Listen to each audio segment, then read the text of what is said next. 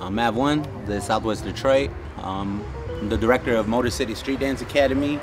Been dancing since the 2000s. This is what I do.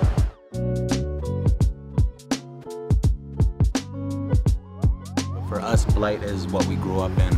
That's been the abandonment, the abandoned and burned down houses, the fields with the grass up to your chest, all these different resources that other cities have, you know. And I know everybody has their issues, but I don't think anybody's really experienced it like how Detroit has been, how I grew up in it, with, you know, the fact like one high school is here, you know, the resources, art and music programs, like completely non-existent. Not like, oh, we only have it at school, like it's not even like an elective type thing.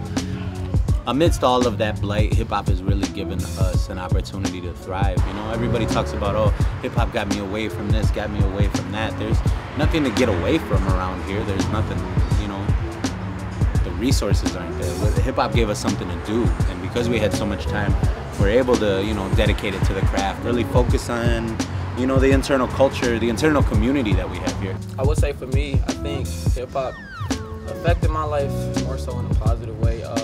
I was born and raised here, Detroit. Growing up a bunch of kids from the street, you're already kind of like,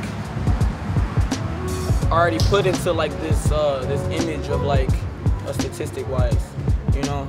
And just growing up, knowing your hustle, growing up, you know, like we came up knuckles down, you feel what I'm saying? We came in just already like a certain way, and it kind of was just, you know, birds of a feather. It kind of just came to us. Like we was, like I said, like I met him in high school. You feel me? Like, I met him, he was already a dancer at this point, so he came over, like you said, Mav came through, was like, we're offering free breaking classes. We was looking at it like, all right, dope, let's get it. And then it just, history tells itself. That, and also, I feel as being as a minority, and also being a minority in Detroit itself, you're already set to fail. Yeah. And for a minute, I was following in that path, but I felt like once I found hip-hop, it took me off of the streets. It made me spend all of my time breakdancing. Right after school, yo, what do you want to do? Let's go breakdancing. We'd move his dining room set out of the living room and we'd practice. He'd walk in on us. Oh, we do. Like, he wouldn't even be home. We'd just have the key, we'd breakdance until 1 in the morning or so. Go home, do the same thing the next day. Right now, I'm currently enrolled in Michigan State University and I plan on becoming a mechanical engineer. But I feel breaking has broke through my shell of staying to myself. I got to experience the raw nature of ciphers, of jams, of socializing and networking with different people at jams, and that was something I was never really used to. I was always just sticking to myself, just worried about me. And I feel like I've taken that into the real world, and when I'm going to internship meetings and other meetings I have just for school or to help benefit my future, it's not as hard as it is for me anymore because I'm confident in myself because of breakdancing. It helped me realize who I am is who I'm proud to be, and I feel like hip-hop has really made that important to me.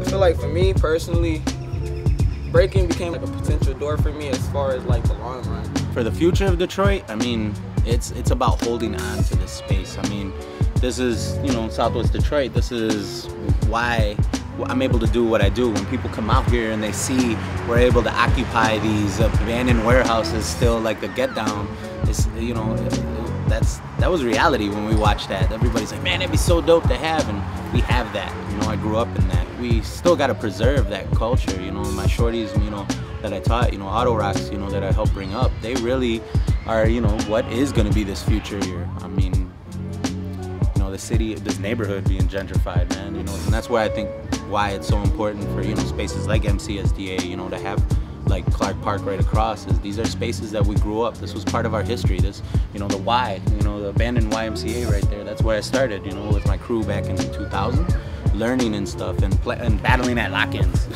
You know, that was what was here, and now that's gone, that's empty, but we're still here.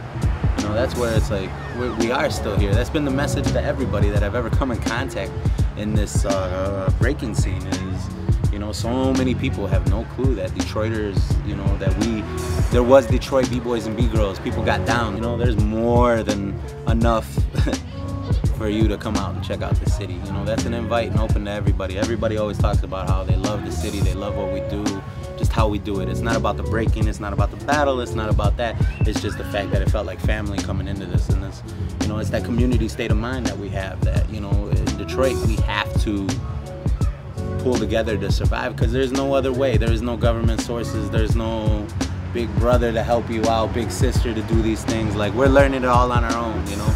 Everybody thinks nobody's here. I'm here to tell you I'm here. I don't care who you are, how many jams you've won, how many followers you got on Instagram, this and that. If I think you're dope, I'm gonna call you out. I don't care if you smoke me. I want to be able to go and exchange rounds with you, because that's what Detroit does. Detroit breeds a different level of rawness. You come here and we're gonna make you want to come here every single time. You aren't gonna experience the type of call outs we'll give you.